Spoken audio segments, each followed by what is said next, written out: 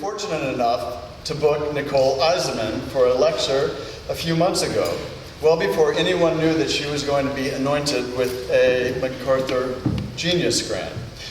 So we got her first. It's a little like booking Lady Gaga right before she releases Bad Romance.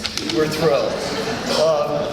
Normally, at this point in an introduction, I would tell you about Nicole's many accolades and all the important museums she's in. Let's just say that there are a lot, and luckily tonight I don't have to do that because we are honored to have with us Roberta Smith, the chief art critic of the New York Times, who will do it properly. Instead, I wanted to share an excerpt from an interview that David Humphrey, another of our favorite artists, did with Nicole for Bomb magazine. You'll see why she's one of our current heroes. They're talking about the dialogue between artists, something that we here at the Academy think a lot about. David starts by saying to Nicole, I believe in flexibility as an ideal, but I do tend to look longingly at other people who seem to have more of it. Nicole says, that's because you're such a maker at heart. You don't have enough time or space to make all the things you'd like to make, so other people have to make them for you. So I'm making your art for you in my studio, and you're making my art for me in your studio. Where you know you could say, have more to say to someone, but you actually, if you got the chance, but for years you don't get the chance. And you just have these nice little conversations in certain shows about certain works of art, and a weird kind of warmth develops from these exchanges. I don't think, so anyway, it turned out that when it came out that she was going to be getting her current fellowship, I was asked if I wanted to go interview her and have something that would run when that was announced, and I said sure. So I went to her studio and talked to her, and that was, I think, probably the first time we had ever sat down together in a closed room, in a closed space. And we never sat down together anywhere else either. And it was also fantastic because it was the first time I've been in an artist studio in years, and I was really educated by artists in their studios, and I did that all through the 70s. And then when I went to the Times, even before that, when I was at the Voice, I sort of stopped doing that because it seemed like it was unfair to go to some artist studios and not others, and you know what I mean. And it was just fantastic, even just to walk in and see work around, and then to sit down and talk about things. And I don't know, I'm going to be trying to go to more artist studios. I don't quite know how or why, but anyway, it's great to think about it as a possibility. And anyway, I just want to confirm, as David sort of did, that Nicole is incredibly articulate. She speaks in whole sentences and complete paragraphs. I was able to use what she said for the interview almost verbatim. And anyway, it was great. So I just want to make two bigger points in why I'm interested, and I would encourage you to be interested in her and what she says and in her work. Partly because, as the remarks with David Humphrey imply, she's an incredibly ecumenical artist. She does not work with a hierarchy of mediums. She's not prejudiced against anyone. It was fine, any one of them. She was represented, her last time in the Whitney Biennial was, she was represented by a wall of monotypes, right? Or prints anyway. And made a huge impression. And now she's making sculpture. She started out drawing, and she's also now painting in a really full way, I think. The other thing, which is even more important and really important for students, is that she has taken her time. When Nicole first started showing, I was not her number one fan. I was interested, I thought her work was very challenging, but I found it kind of formally lacking. It wasn't exciting for me enough in a visual sense. It was very exciting narratively and politically, and in terms of its kind of the risks it was willing to take in terms of subject matter. And I really wasn't magnetically drawn to it until she started doing these strange paintings that got weirder and weirder and more complicated and more complicated and more kind of in conversation with the entire medium. And that's one thing that I think it's very important for us to just keep in mind, as particularly if you're starting out in the art world, that it takes a really, really long time to be a good artist. And that artists who have early shows that get a lot of attention are almost inevitably going to have problems and are going to have difficulty sustaining that attention. I don't know if Nicole had problems, but I do know that it's already proven that she had further levels to take her work to. So that she was the exceptional kind of artist whose early attention you didn't have to worry about, it turned out. But I just think in this day and age, people don't remember that. Kids think they're supposed to hit the ground running. And that's the great thing about art. That's also the great thing about criticism, I think. These are things that you do for a lifetime. And with a kind of commitment and a kind of understanding that the longer you do them with luck and with discipline, the better you will get at doing them. You may not get more original, but you will be doing that other kind of original or totally famous, but you will be finding what is in yourself that is original. And that's all you can really ask to do as an artist, is to get to that thing that no one else can do. Now, I think Nicole is doing that big time now. And the other thing that she does that I find thrilling to watch is that I never quite know what she's going to do next. And I'm always surprised. I come across paintings that turn out to be by her that are not by her. She was in a group show at Zach Foyer's last summer. She had a kind of stick figure that seemed, right? Yes. I think it might have involved taping. I'm not sure. Tape. That I would never have taken for her work. Then this summer she was in a show that Lighty Churchman organized at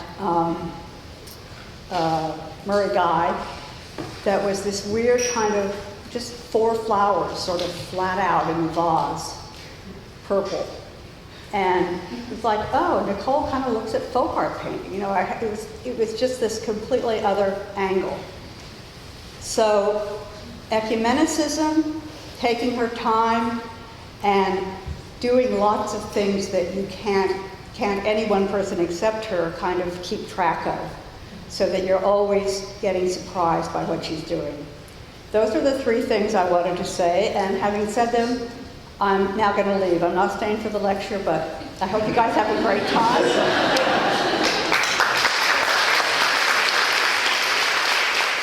I'm so, bye Roberta, I'm so glad you're leaving.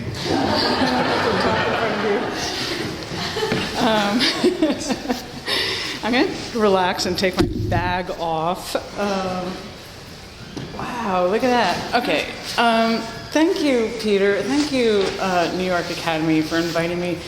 I don't know how this got so big. This is so weird. I was asked to give a lecture on printmaking, specifically monotypes, which is a little corner of my practice that I dug into really seriously a few years ago. So I put together my big, amazing print slideshow.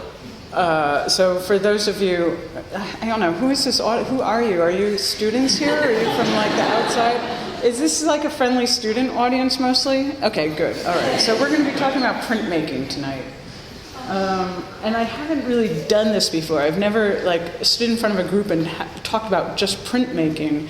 So I would encourage you to, I don't know, maybe ask questions as I'm going, as they come up. If you see something and you're curious about it, just ask me and shout, because I don't hear very well. And we can do it that way. And I'm going to talk for about half an hour, 35 minutes, and then there'll be plenty of time for questions.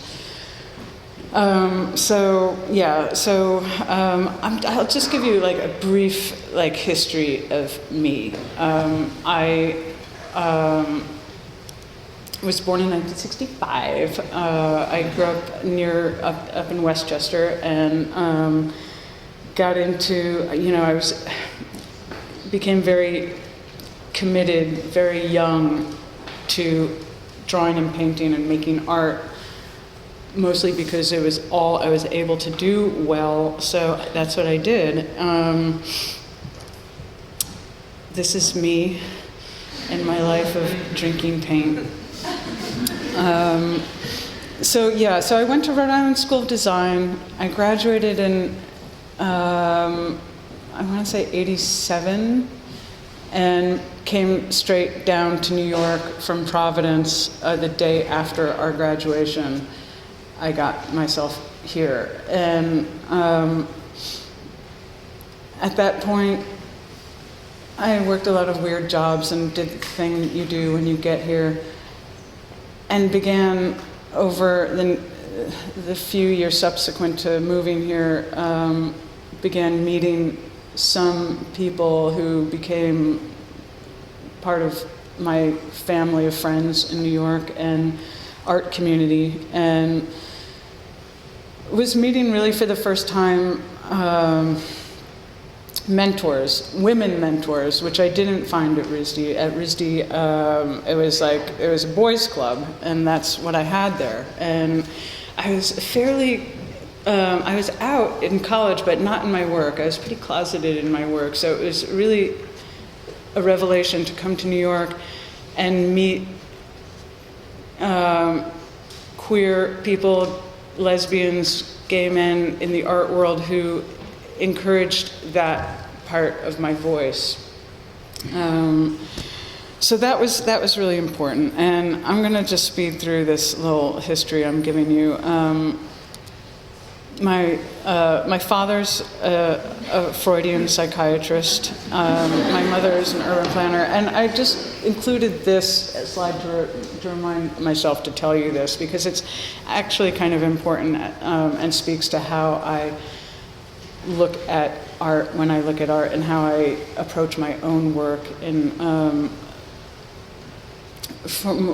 Initially more from my interest is in psychoanalysis and the psychoanalytic bent, and through the psychological way.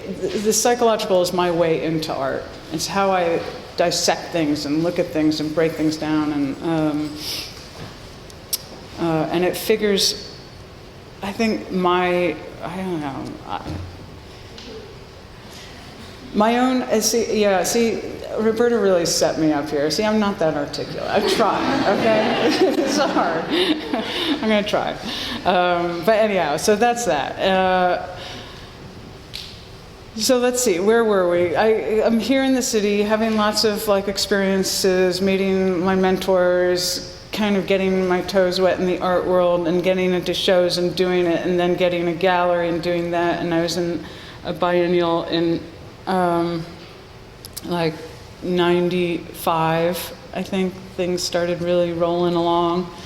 And I painted and painted, and I actually had some pretty difficult moments where it felt to me like I was on a kind of trajectory in my career, and at some point needed to make a change in my work. And when your career is going like this, but the work wants to go in a different direction, funny things and awkward things happen.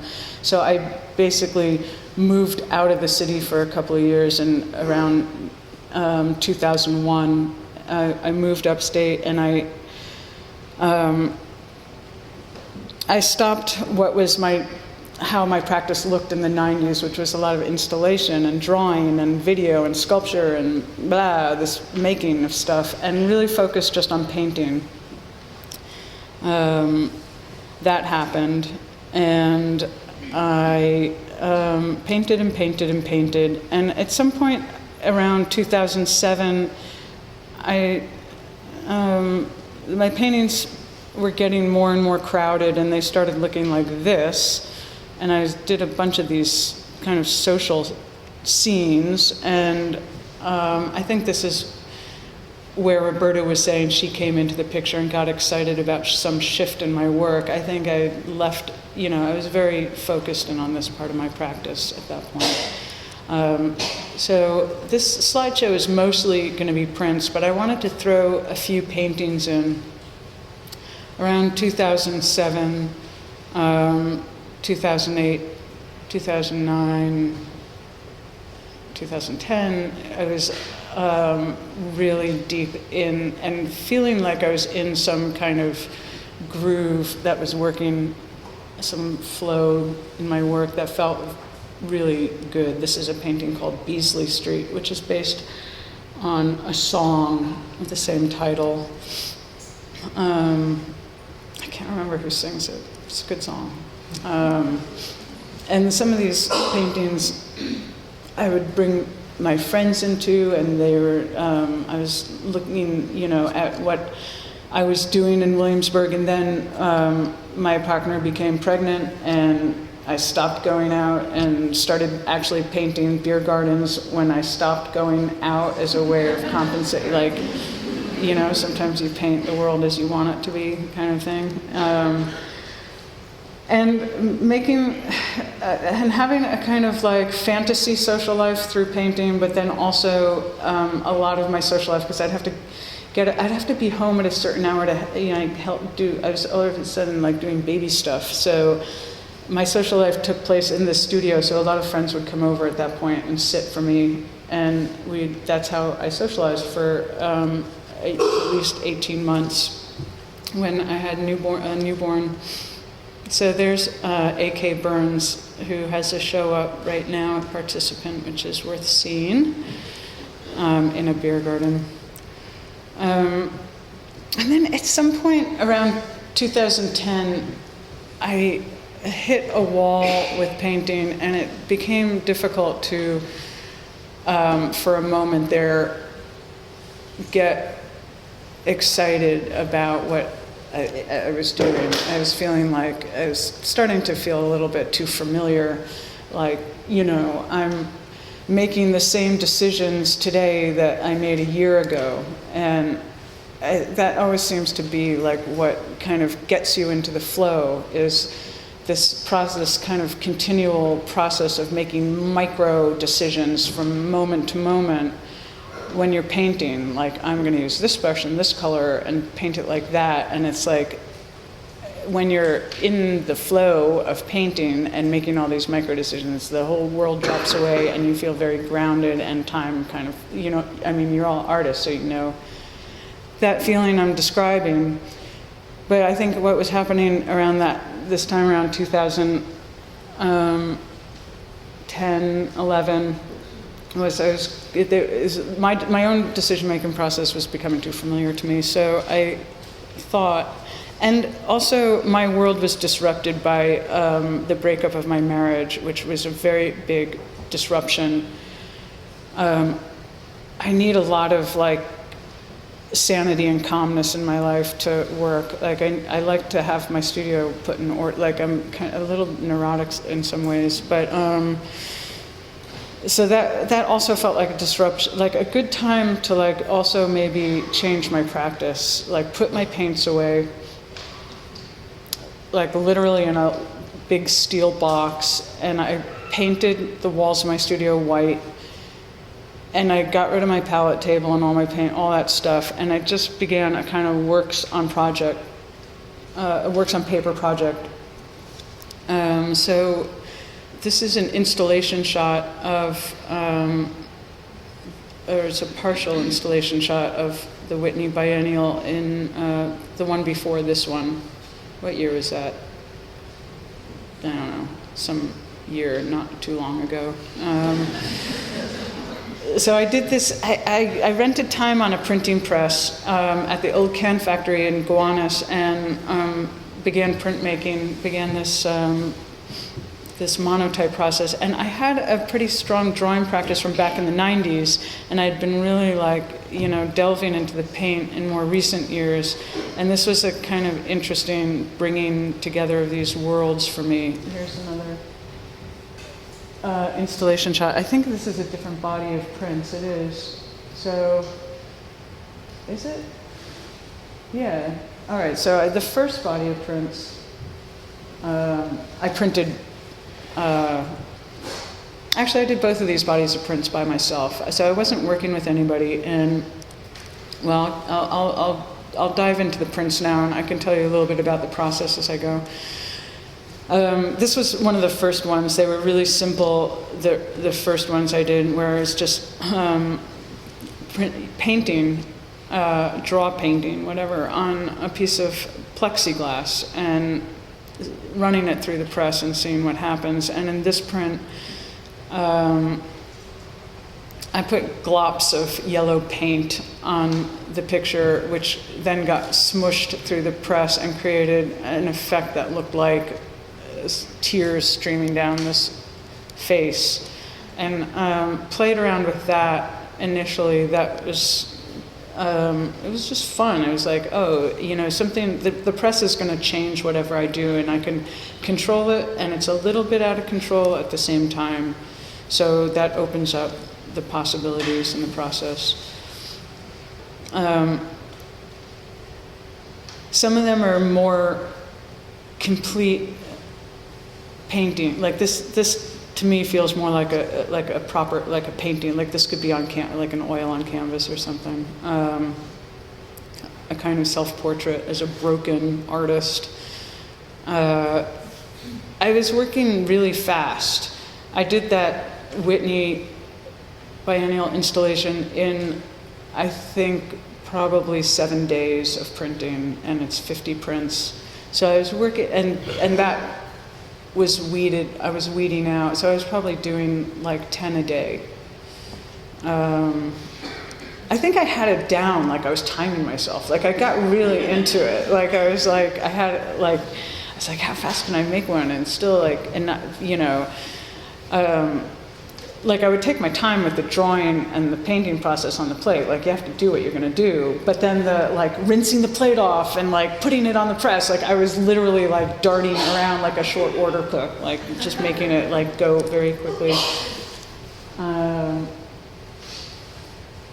And they're, you know, they're loose, they're fairly loose. I think they were instructive to me. This was a really important project for me at this moment in terms of like, how it informed my painting when I went back to oil on canvas. I think a kind of opening happened with the material use and just how things can be approached from any angle. And throwing whatever material down on the press, you know, is in the room, like a piece of string in this case, like dipped in paint. Or in this case, I don't know, there's so much material on this. This one, I can't even remember what it is. I think there's a lot of ink. I think I went back into this monotype with brown ink and just doused it until it got that patina. And some of them were very quick, and a lot of them were like this, and this kind of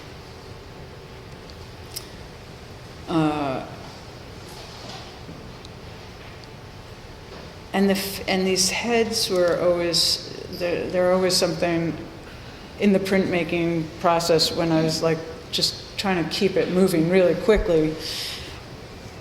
If, you know, I had my sketchbooks with me, so if I needed an idea, I'd flip through and, a cowboy riding an ape on top of the world, like some kind of picture of American, like this is, you know, whatever my idea was, this was a political cartoon, you know, that was in my sketchbook, and I could just grab it out of there. But when I didn't have something like that, I just always could fall back on faces and heads and playing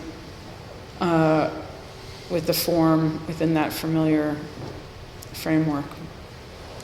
And this, you know, there's copper powder, oil paint, gold leaf, or maybe that's also copper. No, I'm not sure. Yeah, some kind of leaf. You know, and there's like, there's, some of them are more successful, less successful than others. I think this one is still in my flat file. It never left the studio.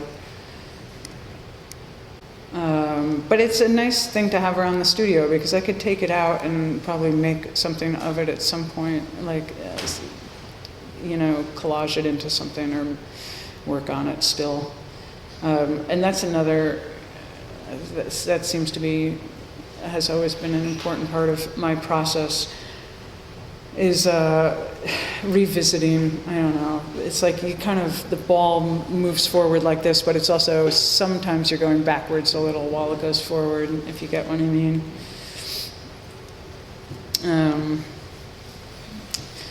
The responsibility of forms. There's a painting I had done a couple of years previous to this one, where I painted a portrait of myself in my father's psychiatric office, like lying on his bed, being analyzed by him. And it's called Worst Case Scenario. And it's always what I thought, like when I, you know, my first 20 years in New York, I was like, as long as I have shoes on my feet and I'm not lying on my father's psychiatric couch, I'm okay. Like, everything's fine. But I did this portrait of him in his office, and the salient feature in that painting is all the books. And I really admire his brain and his library, and showing a person by the, you know, by their books, how that is. But yeah, so a lot of the images, when seen together, that show at the Whitney, I think there was a feeling of melancholy and just outright sadness. There were a lot of images of people crying, and images like this of being submerged, and it was not the happiest moment in my life. But then there was also stuff like this, which is not unhappy at all. This is a monotype. It looks more like a drawing, but it's a monotype, and I should have included the other stages. Some of these have like 3, 4, 5 stages. So this one starts in a kind of tame way, and the arm, the fist fucking arm gets more and more active in subsequent takes on this. And then this one, also there's, sometimes I would be able to get 1 or 2 pull, like not just one pull, but a couple of pulls off a print.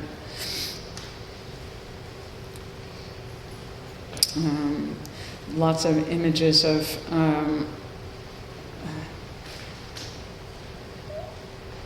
couples and looking, and then this idea of like interpreting, like how the artist interprets the body and abstracting it, and like this person looking at this nipple, and what you see is this big funny circle. I don't know what that is. Do you guys have any questions? No, I'm going to lose it really soon. This one, so a lot of the monotypes, I worked back in, this is a pretty loose body of work. After I did these monotypes, I got interested in printmaking and began working with master printers, people who call themselves masters, and they're really uptight about paper and smudges and, you know, like edges, and I'm just looking at this print laughing because it's like really a mess.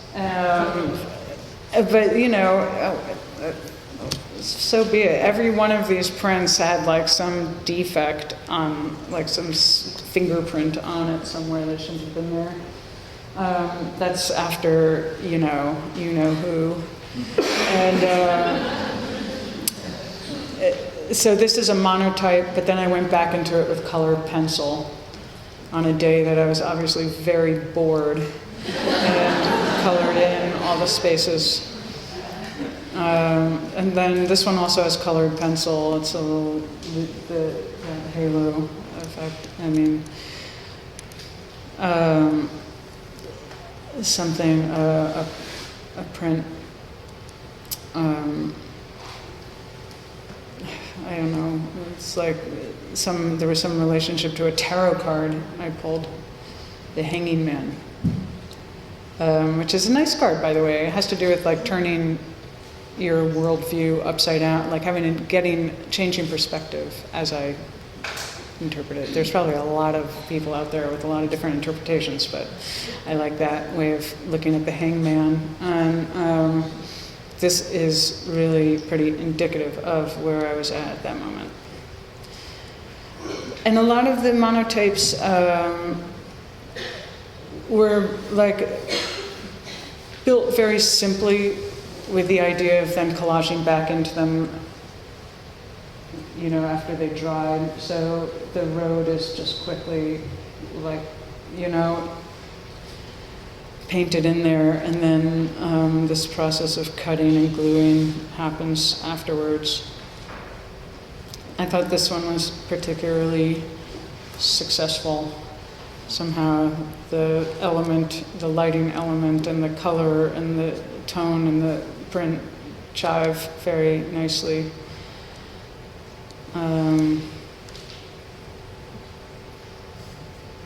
So this one has a collage element that's from a catalog of mine. So it's a little drawing that I made of a person carrying their leg around at the bottom. My dream gym. This has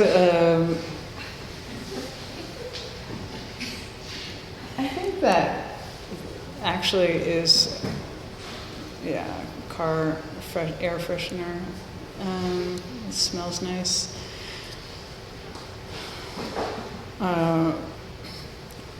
This became a book cover for Erica Kaufman's poetry recently. Some cigars, cigar guy.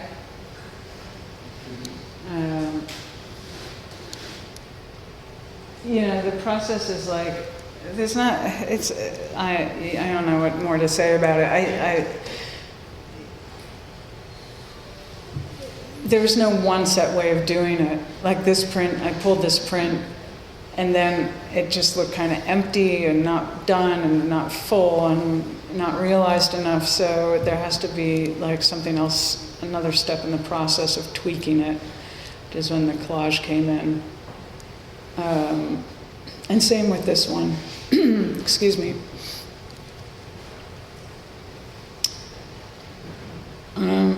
Although this one, I had the collage element, which was a drawing I had done at some point, and then cut out this guy. That's like a watercolor at the bottom.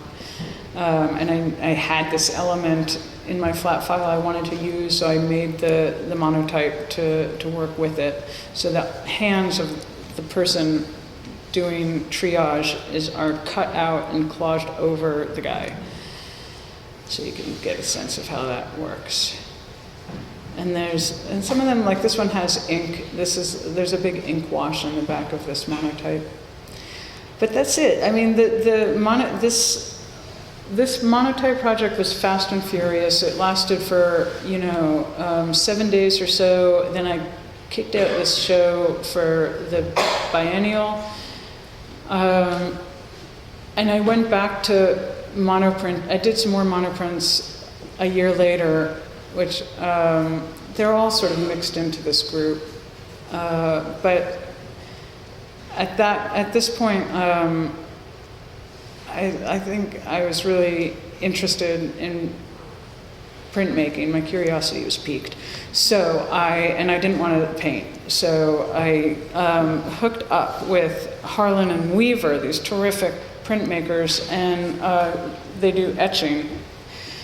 and they're actually close by in the neighborhood here.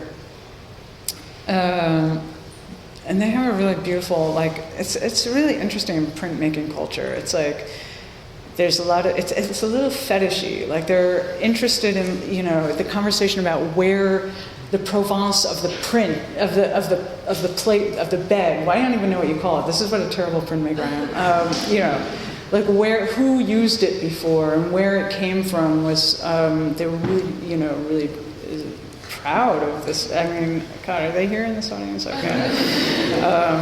As well they should be, but, you know, it's just a different style. I mean, there's a kind of preciousness to paper. It has to be treated with care, and I couldn't touch it. Like, I couldn't even touch the paper. Like, I just touched the plates. Like, they wouldn't let me. I'm like Pigpen. I'd go near the paper and it's dirty. So I stayed away from that. But this was the first little test etching I made with Harlan and Weaver, and away from here, I think that was like what I wanted. I just wanted, like, that's my studio, and I wanted away from it. And this is, so I'm like off on this new journey. And it's really funny looking at these etchings at the scale. This etching, this was another early test. This is from longer ago. This was actually before all of this. This was, I think, from the early aughts. I had at one point made this little etching, but it's just, I want to make a disclaimer that these images you're looking at are like 2 by 2 inches, like they're this big. So I don't know what happens when you blow them up this big. I think they might fall apart.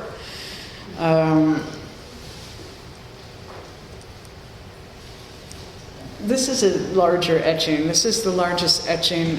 I think, according to them, this is as large as you could get. I mean, maybe that's as large as their press is. And I think actually what it was is it's the biggest plate of copper available, like on the market, like just, you know, a huge plate. How much? I don't know. I mean, not quite as big as this is being projected, but pretty big. And I think this is unfinished. They think it's finished. I don't know. I think the sky should be black. They like it the way it is, so we're still kind of going back and forth about that. This is a dry point, which is similar to etching. The lines are just scratched manually into the plate, and so you're not using acid to etch the plate. You just scratch into it, and then you rub the ink in, and you wipe the excess ink away, and what you get is what you get. And dry point is slightly different from etching. You can only pull, like, they say, like 3 to 7 prints before the plate falls apart. Like the line doesn't hold, it gets soft and it becomes blurry. But before that happens, the first like 3 prints you pull before you lose your edge are just incredibly beautiful, and a more subtle edge even than etching. I mean, are there printmakers in the audience? Am I being redundant? You guys know all this. I just think it's astounding. Like, I mean, again, it's like you're looking at these things really big, so I don't know that like these lines are, I mean, the plate is this big, so these lines are, you know, like 100 times fatter than they are in real life. They're incredibly subtle stuff. But now we go back. They wouldn't let me do dry point. They're like, it's a waste of time for everyone, for them. So we had to do etching, but it's still that there's still a lot there. There's you know, there's all these techniques in each of these etchings, and each plate got etched so many times. some more than others, but, and I can't even remember all the processes we were using, sugar lift and aquatint and etching all mixed together. It got quite technical, actually, and I'm not really that capable of talking about that stuff. I'm missing one of my etchings. There's one, maybe it'll come up at the end. Anyhow, okay, so we move on to litho. I worked with Jungle Press, this guy Andrew Mcclur, fantastic master printmaker, and this is a very scientific kind of technical process, which I worked with him for a year and I still didn't understand it. And like once a month I would be like, can you explain it to me again? And it's so like the chemicals involved in like getting, I don't know how you do it. It's like you're drawing on a stone with a crayon. And then magically you get a print from that. I don't know. It's just, but it's, I don't know. It's so complicated. It had to do with water, weirdly. Like, I don't know. Okay. I hope this isn't being taped. Oh, Lordy. All right. But anyhow, continue. So the crayon and this drawing process brings something else out. And each manner of printing kind of brought its own... I don't know, it's its own set of, its own framework, its own set of problems, really. To me, etching felt like a game of chess. Like you had to really think a few moves ahead. And the more moves ahead you could think, the better a printmaker, the more complex it could be in a way. And yeah, it felt very like up here, like very, like you had to be like very cognizant of the future in that. And then this, I don't know, this like, obviously, you know, the monotypes relate to painting. I made woodcuts that felt related to drawing. This in a way had a relationship to sculpture, to like, you know, drawing and then scratching away. So, you know, they all have their own qualities. So yeah, here it is. Here's another. This one was. I had done a painting called Sloppy Barroom Kiss, and this print takes off from that. I kind of deconstructed the painting to make the next couple of prints.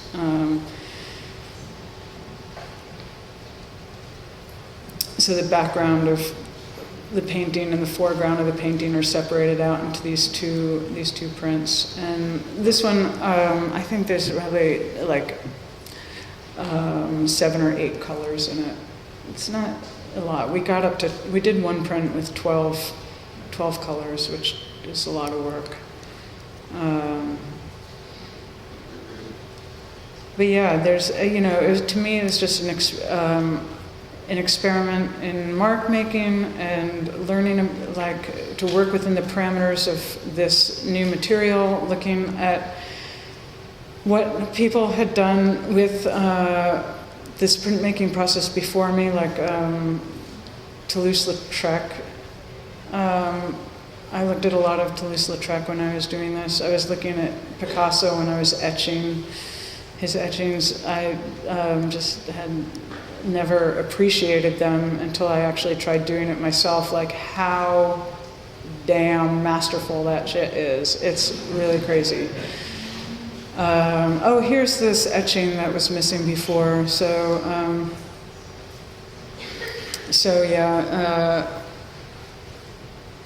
there's a lot. There's hard ground, sugar lift, spit bite, aquatint. It's all in this one plate. This one had a lot going on in it and a lot of passes, and it took a real long time to make.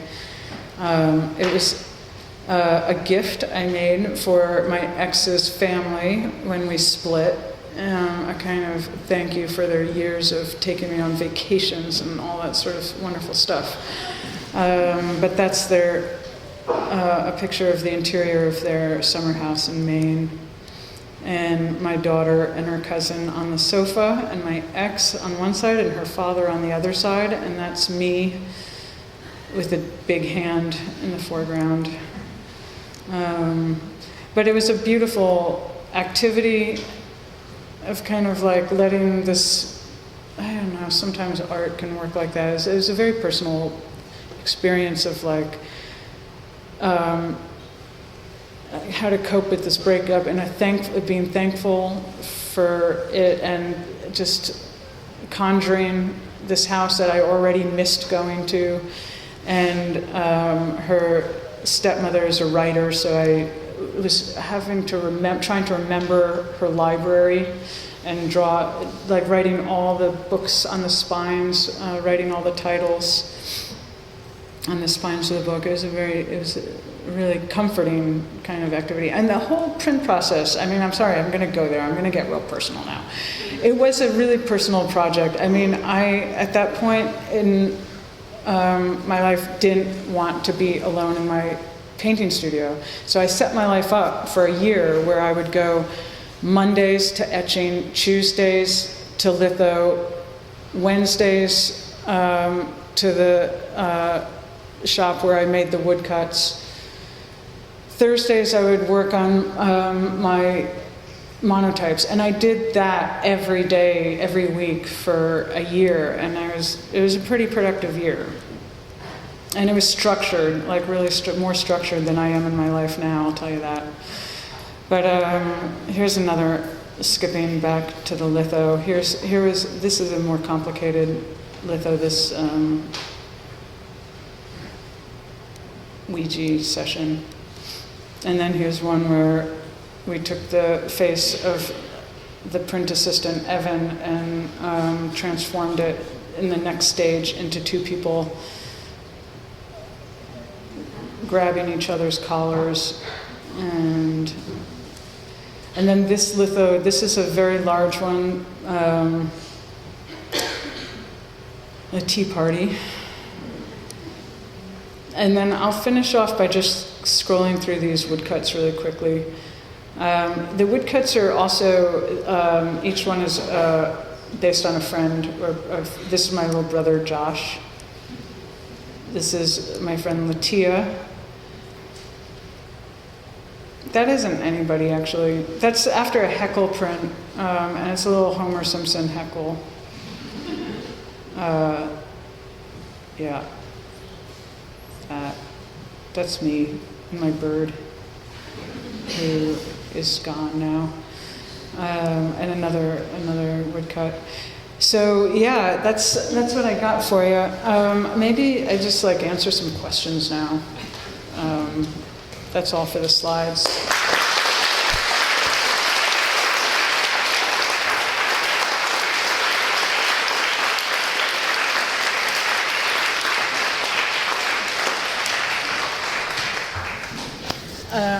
That was really presumptuous of me that you'd even have questions. Maybe it's time to go get drinks and have dinner. I don't know. Does anybody have a question? Okay, but you gotta talk real loud.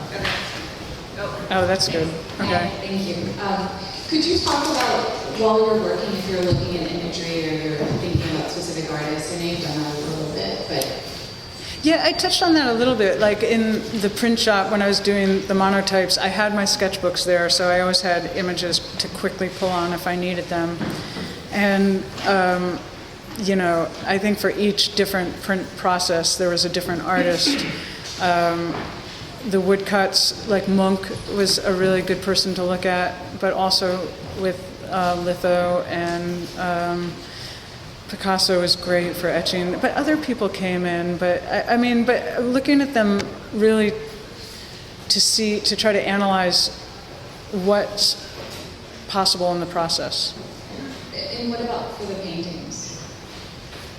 I mean, when you're putting together those crowded scenes. Oh yeah. With space and yeah. figures.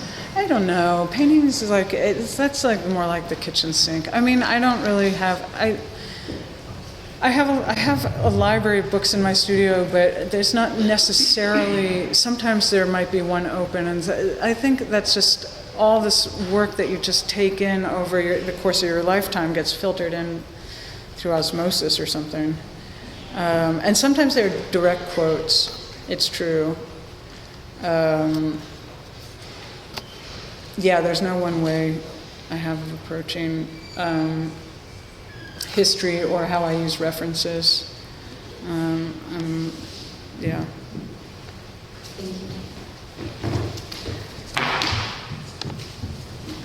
I mean, I can't give you any like definitive artist, like I look at this guy or that guy. I mean, there's so many, I think everything, you know, it's so much. I mean, I have this library of books that I just flip through, and you mean if when I'm actually painting the paintings, photographs? Oh, I see what you mean.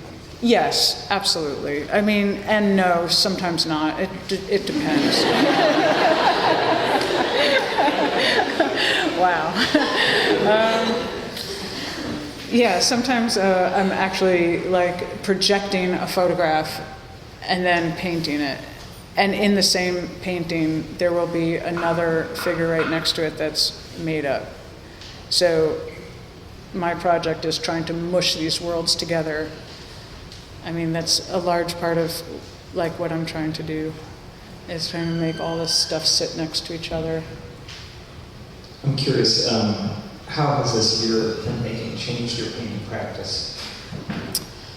Well, I think the monotypes had a pretty big effect in a way. I mean, there was a certain way of drawing with the paint that I don't know that I was really doing so much before that. So that was instructive and helpful. Did it increase your experimentation with materials and process? I mean, I think I was starting to really like do that before. I mean, if I'm really honest, it was not just like this and then that. I mean, I think at around 2007, 2006, 2007, I was making a lot of small paintings that were, I don't know if any of you happened to catch my show at Leo Koenig around 2006 or 7, but there was a back room with small paintings full of experiment, like just bleh, like that. Yeah.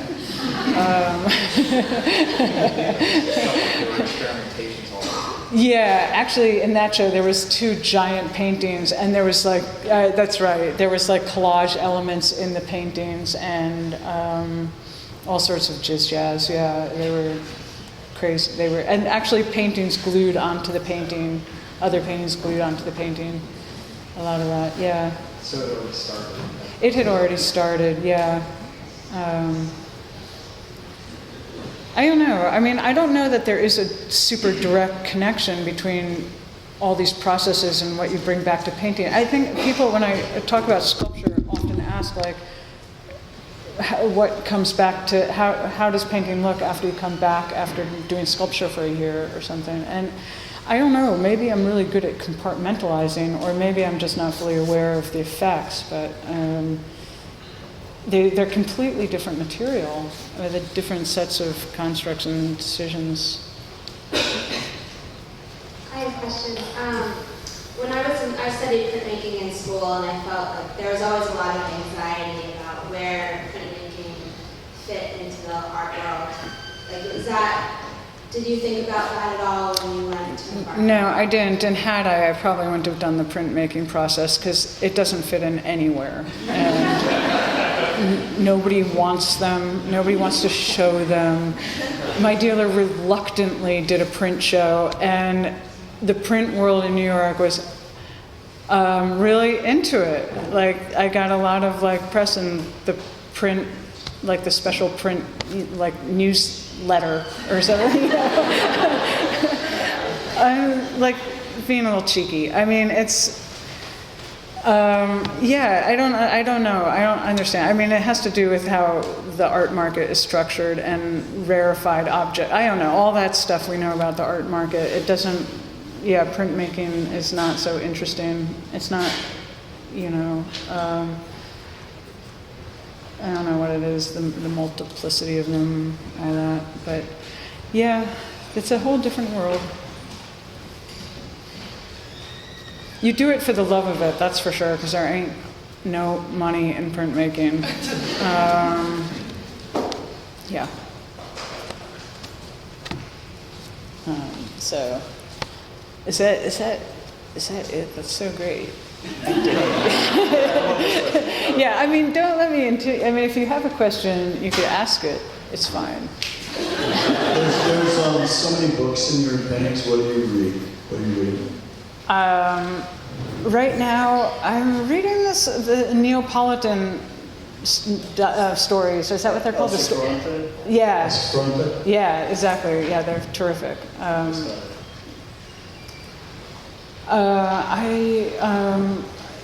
haven't had a good novel in a while. The last one I read before this was the Knausgaard, My Struggle. I read those last year. I don't know.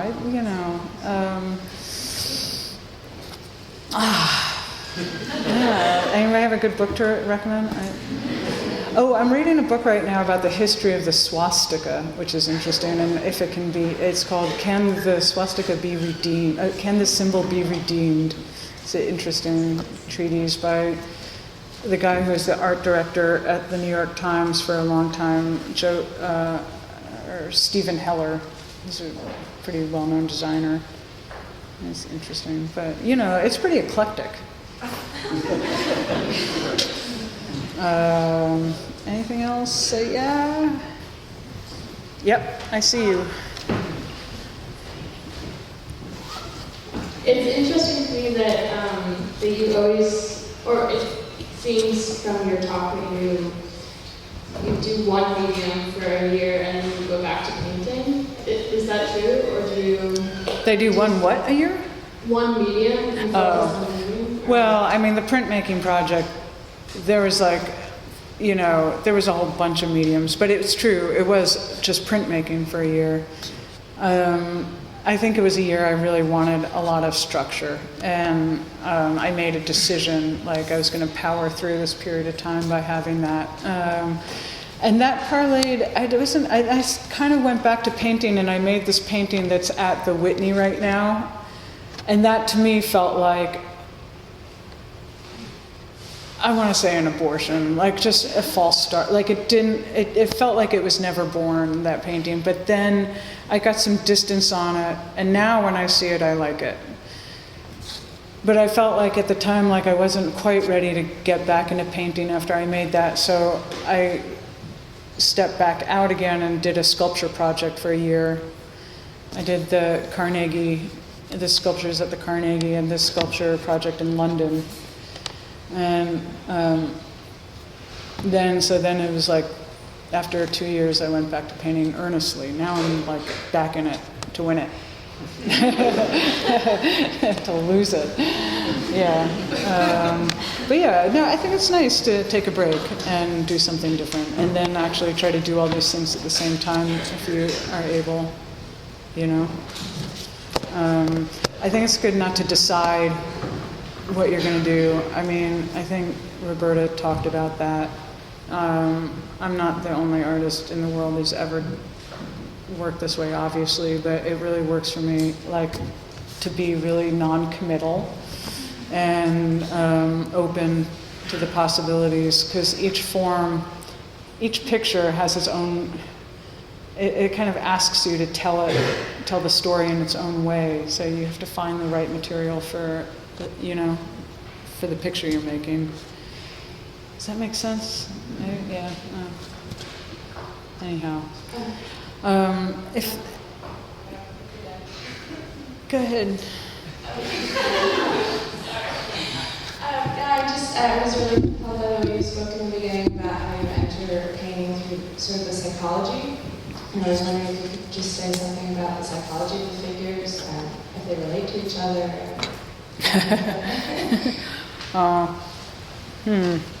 Wow, look at this glass bottle. This is like so expensive. You guys bought me like $25 water. I'm gonna take this home with me. Thank you for that. So fancy here at the Academy. The psychology, I think it might be good to like actually like talk about a specific work. I mean, should I pop one of these images back on? I don't know. I mean, you mean generally I mean, I think, look, all this stuff just comes up whether you like it or not. It's like, it all filters in there. And there's nothing, sometimes stories are told with intention, and sometimes stories just accidentally come up because your subconscious something needs to come out, and it's going to come out sideways or up through your art if you're not fully realizing it. And then if you're fully realizing it and you want to use it, then you're actually cognizant of what you're doing. So it comes either way. There's an entryway into the art. The psychology comes in, does that, yeah. Yeah. Do you think that there's a painter better than Picasso? Better? Oh, that's such a great question. Oh, that's like the kind of question we should like debate over like beers at like 3 a.m. Yeah, I don't know. A painter better than Picasso. Well, I like Picasso a lot. Is that what you said? Was that your question? That is my question. I think there are a lot of painters who are like really, maybe better than, definitely, maybe, I don't know, but then he's got the overall, like, he's got the big picture thing happening. Like, I think he's really instructive to me as an artist, like how to approach art making in general, like his openness, like talk about being open to the possibilities. Who's better, Giotto or Picasso? Who's better than Picasso? No. Is Giotto? Yeah. Giotto? Right. Oh, geez. Who would I kick out of bed first? I think I might keep Picasso. I think I might. Yeah, I like his practice a lot.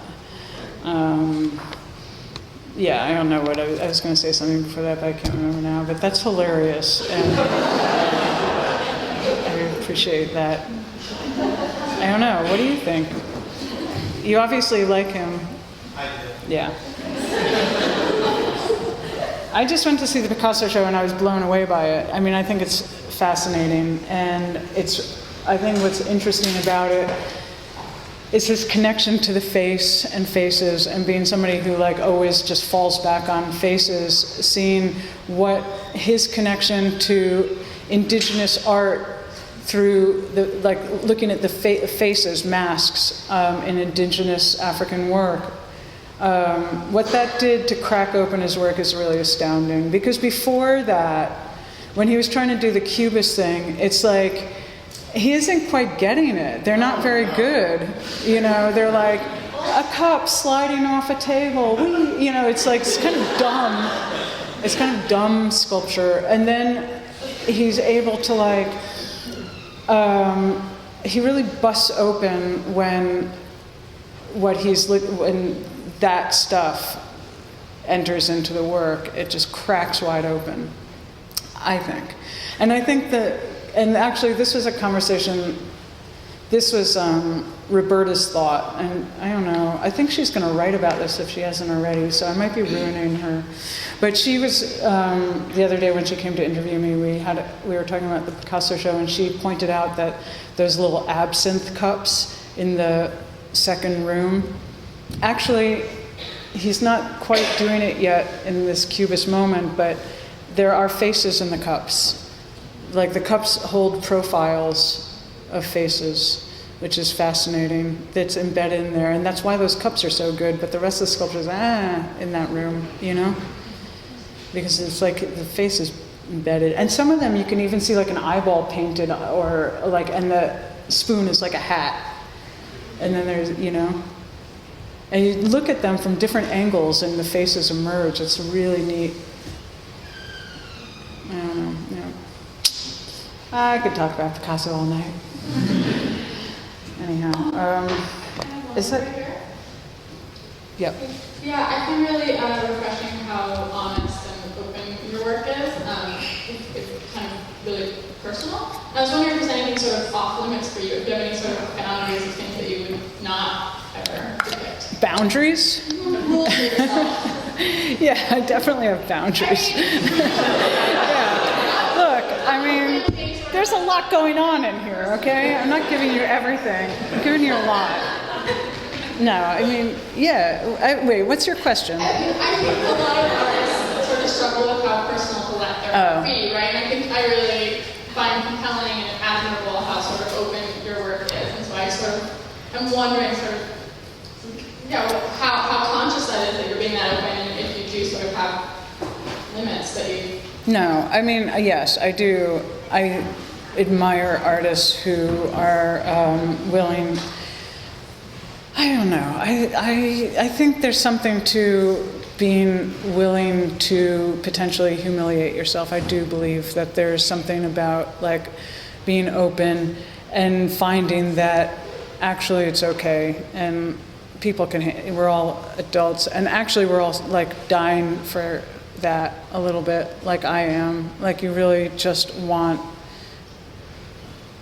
there's so many things we want out of art. I mean, and I give like something, that's what I can give, but I mean, there are other things that other artists do that's amazing, that doesn't have to do with like, you know, showing something so personal, but it's still amazing. But that's what I